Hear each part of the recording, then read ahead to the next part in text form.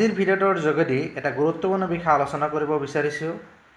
DW অধীনৰ LPP যোৱা 10 ছেপ্টেম্বৰ তাৰিখে ফাৰ্ষ্ট প্ৰভিজনেল মেৰিট লিষ্ট প্ৰকাশ পোৱাৰ পিছতে দেখা গৈছে যিহেতু একাংশ প্ৰাৰ্থীৰ নাম সন্নিৱিষ্ট হৈছে আৰু এই সম্পৰ্কে ইতিমধ্যে মোৰ চেনেলৰ আগৰ ভিডিঅ'ত উল্লেখ কৰিছোঁ যে এই ফাৰ্ষ্ট প্ৰভিজনেল লিষ্টত একাংশ BTDত নিযুক্তি লাভ কৰা প্ৰাৰ্থীৰ নাম সন্নিৱিষ্ট হৈ আছে। লগতে স্পেচিয়েল ৰিক্ৰুটমেণ্ট ড্ৰাইভৰ অধীনত নিযুক্তি লাভ কৰা নিয়মীয়া হোৱা একাংশ LPP প্ৰাৰ্থীও আছে। লগতে BTDৰ একাংশ গ্ৰেজুৱেট আৰু টেষ্ট গ্ৰেজুৱেট পদত নিযুক্তি লাভ কৰা প্ৰাৰ্থীৰ লগতে টেট কাম ৰিক্ৰুটমেণ্টৰ যোগেদি নিযুক্তি লাভ কৰিবলৈ গৈ থকা একাংশ প্ৰাৰ্থী আছে। লগতে NISৰ একাংশ DLED প্ৰাৰ্থীও আছে আৰু একাংশ OTL প্ৰাৰ্থীও আছে। ইত্যাদি বিষয়সমূহ সন্নিৱিষ্ট হৈ আছে আৰু বিভাগৰ ফালৰ পৰাও নটিফিকেশ্যনৰ জৰিয়তে এই বিষয়সমূহ সমাধানৰ কাৰণে প্ৰক্ৰিয়া চলাই আছে।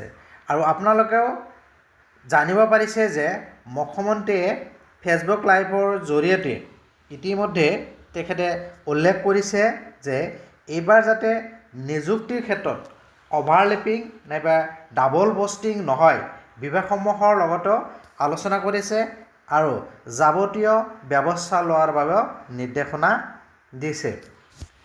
আৰু যোৱাকালি যিহেতু DWৰ ফালৰ পৰা আৰু এখন নটিফিকেশ্যন প্ৰকাশ পাইছে যে এই LP UP 5550টা পদত SRDৰ যোগেদি ৰেগুলাৰাইজ হোৱা বহুতো LPP টেট কোৱালিফাইড প্ৰাৰ্থীয়ে আবেদন কৰিছে আৰু একাংশ প্ৰাৰ্থীৰ নাম SRDৰ যোগেদি ৰেগুলাৰাইজ হোৱা একাংশ প্ৰাৰ্থীৰ নাম এই ফাৰ্ষ্ট প্ৰভিজনেল মেৰিট লিষ্টত সন্নিৱিষ্ট হৈছে।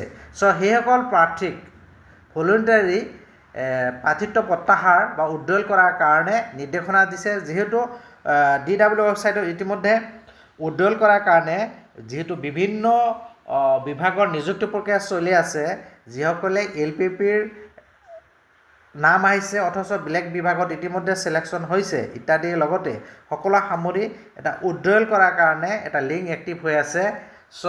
এই SRDত ইতিমধ্যে ৰেগুলাৰাইজ হোৱা প্ৰাৰ্থীসকলৰ যদি নাম ফাৰ্ষ্ট লিষ্টত আছে সিহঁতসকলকো উইথড্ৰল কৰাৰ কাৰণে ইতিমধ্যে নিৰ্দেশনা দিছে। ছেকেণ্ড প্ৰভিজনেল লিষ্ট কেতিয়া প্ৰকাশ পাব? যিহেতু এতিয়ালৈকে DWৰ ফালৰ পৰা ছেকেণ্ড মেৰিট লিষ্ট প্ৰকাশ হোৱাৰ কোনো নটিফিকেশ্যনৰ খবৰ অহা নাই আৰু এই এনমিলিখিনি দূৰ হোৱাৰ পিছতে পৰৱৰ্তী মেৰিট লিষ্ট প্ৰকাশ পাব নিশ্চয়। আৰু যিহেতু GT আৰু PGTৰ ফাইনেল মেৰিট লিষ্ট 15 অক্টোবৰমান তাৰিখে প্ৰকাশ পাব আৰু LPP তাৰ পিছত অৰ্থাৎ 15 পৰা 20 অক্টোবৰৰ ভিতৰত প্ৰকাশ পাব বুলি ইতিমধ্যে ঘোষণা কৰিছে।